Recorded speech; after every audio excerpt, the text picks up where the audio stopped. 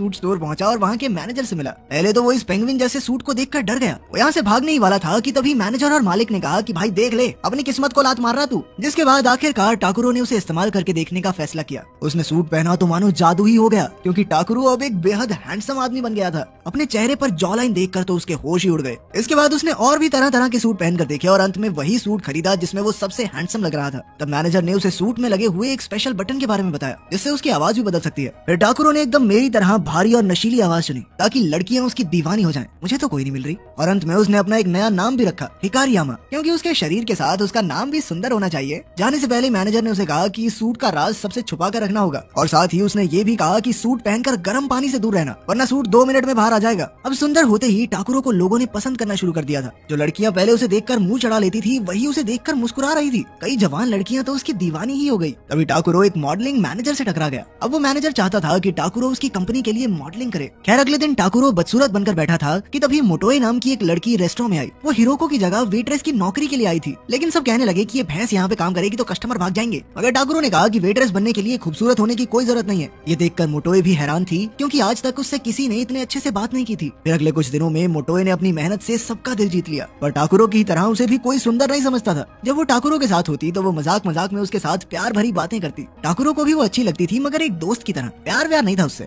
खैर एक हफ्ते बाद वो मॉडलिंग एजेंसी के मैनेजर से मिला। हालांकि आज उसका पहला फोटोशूट था और उसे पोज करना भी नहीं आता था, पर उसकी खूबसूरती के कारण सभी उसकी तारीफों के पुल बांध रहे थे। फिर शूट के बाद उसकी मुलाकात सुपर मॉडल रायका से हुई। रायका को लगा कि ये कैसे काम करेगा, इसे कुछ आता जाता तो है नहीं। पर फिर टाकुरो ने अपनी पर्सनैलिटी से उसका भी दिल जीत लिया। आज रायका को जिंदगी में पहली बार कोई पसंद आया था, इसीलिए उसने शाम को टाकुरो को अपने दोस्तों के साथ खाने पर बुलाया। रात को जब टाकुरो उसके घर पहुंचा तो उसने देखा कि रायका के दोस्त कोई और नहीं बल्कि उसी के खास दोस्त हिसाए और टोडो थे। अब टाकुरो ने बेहतरीन डिशेस बनाकर सबके होश उड़ा दिए, मगर बाद में अचानक उसकी आवाज बदल गई और फिर टोडो को लगा कि वो टाकुरो है। लेकिन फिर उसने सोचा कि इतना सुंदर आदमी टाकुरो कैसे हो सकता है। उधर टाकुरो भी हिकारियामा होने का नाटक करते करते थक चुका था और अब वो कुछ अच्छे से खाना चाहता था। उसने देखा कि मोटोए रेस्टोरेंट में उसकी मदद के लिए रुकी हुई थी। उसने टाकुरो के लिए एक रिस्ट बैंड बनाया था जिसमें उसकी पसंद के गाने भी चलते थे। ये देखकर टाकुरो को काफी खुशी हुई। फिर उन्होंने ढेर सारी बातें की और अचानक उन्होंने एक दूसरे का हाथ छू लिया। इससे उन दोनों के दिलों में एक अलग सी खुशी पैदा हुई, पर दोनों ने ही इसे नजरअंदाज करके आगे बातें करना शुरू कर दिया। इसके बाद हम देखते हैं कि टाकुरो मॉडल बनकर काफी सारे शूट्स करने लगा था। वो हर एड में दिखता था और शहर में जगह जगह उसके पोस्टर लगे थे।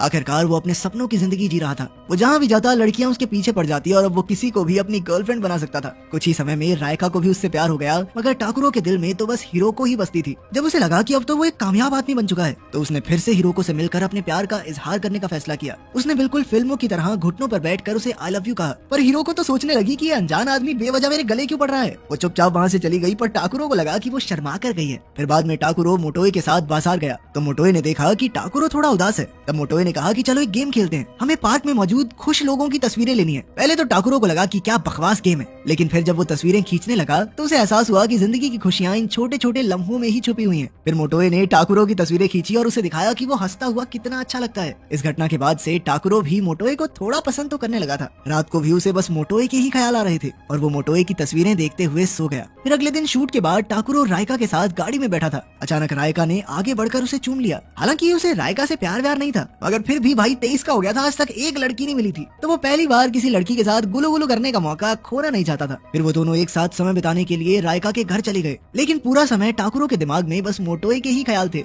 अचानक उसने रायका को रोकते हुए कहा कि मुझे पहले नहाने जाना है, लेकिन टाकुरो ये भूल गया कि वो हैंडसम सूट पहनकर गर्म पानी में नहीं भीग सकता। इसी गलती की वजह से उसका सूट शरीर से उतर गया और वो फिर से मोटा और बदसूरत हो गया। अब वो जैसे तैसे रायका से छुप कर वहाँ से भाग निकला। फिर अगली सुबह वो स्टूडियो में रायका से मिला तो वो बेहद गुस्से में थी। आज तक कोई आदमी उसे बीच में छोड़कर नहीं गया था और इसीलिए अब वो टाकुरो को और ज्यादा चाहने लगी थी। इस मुसीबत से बचने के लिए टाकुरो ने कहा कि उन्हें जल्दी नहीं करनी चाहिए, धीरे धीरे आगे बढ़ते हैं। खैर बाद में मैनेजर ने टाकुरो को बताया कि उसे फैशन शो में रैंप वॉक के लिए चुन लिया गया है। इस शो से वो पूरे देश में मशहूर हो जाएगा और उसे बड़े बड़े ब्रांड्स के ऑफर आएंगे। इसके बाद टाकुरो को शूट के लिए गर्म पानी से नहाना था, मगर पानी देखते ही टाकुरो तो बहाने बनाकर भाग निकला। सबने उसकी बात पर विश्वास भी कर लिया, पर एक मॉडल था जो टाकुरो की सफलता से जलता था। उसे टाकुरो पर शक हो गया कि कुछ तो गड़बड़ जरूर है। फिर रात को टाकुरो ने अपने जन्मदिन की एक शानदार पार्टी रखी जिसमें बहुत सारे लोग आए थे। वहीं टाकुरो ने एक मॉडलिंग कंपनी के साथ $50 लाख की डील की। अब टाकुरो की खुशी का ठिकाना नहीं था, मगर अचानक दूसरे मॉडल ने जानबूझकर उस पर गर्म कॉफी फेंक दी। खुशकिस्मती से उसी पर लाइट चली गई और अपना असली रूप बाहर आने से पहले वो भाग गया। रास्ते में ही उसका सूट खराब होकर उतर गया। वो सीधा सूट के शोरूम पहुंचा और सेल्समैन से एक नया सूट मांगा। तब सेल्समैन ने उसे परमानेंट हैंडसम सूट दिखाया, जिसे पहनते ही वो हमेशा हमेशा के लिए खूबसूरत हो जाएगा, मगर इसके बदले में वो अपना असली रूप हमेशा के लिए गवा देगा। थोड़ा सोचने के बाद आखिरकार टाकुरो ने वो सूट खरीद ही लिया। रास्ते में वो एक लड़की से टकरा गया तो लोगों ने उसके शरीर और शक्ल को देखकर उसे लड़की छेड़ने वाला समझ लिया और खूब पीटा।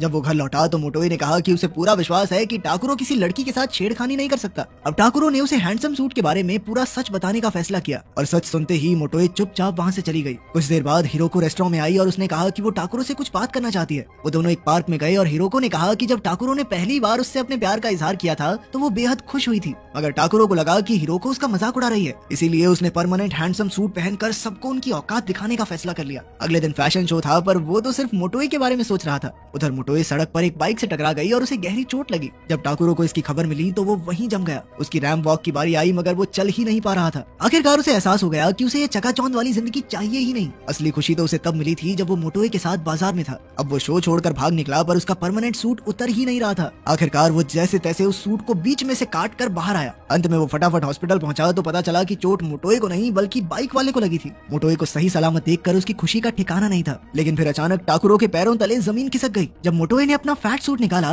तब यह खुलासा होता है कि मोटोए असल में हिरोको ही थी। हमेशा से लोग उसे उसकी सुंदरता के लिए पसंद करते थे, इसीलिए वो मोटी बनकर देखना चाहती थी कि कोई उसे सच्चा प्यार करेगा या नहीं। आखिरकार अपने टाकुरो का घर बस ही गया। टाकुरो उससे प्यार करता था और उसे इस बात से कोई फर्क नहीं था कि वो मोटी और बदसूरत है, मतलब उसका प्यार ही सच्चा प्यार है। आखिरकार हिरोको टाकुरो की गर्लफ्रेंड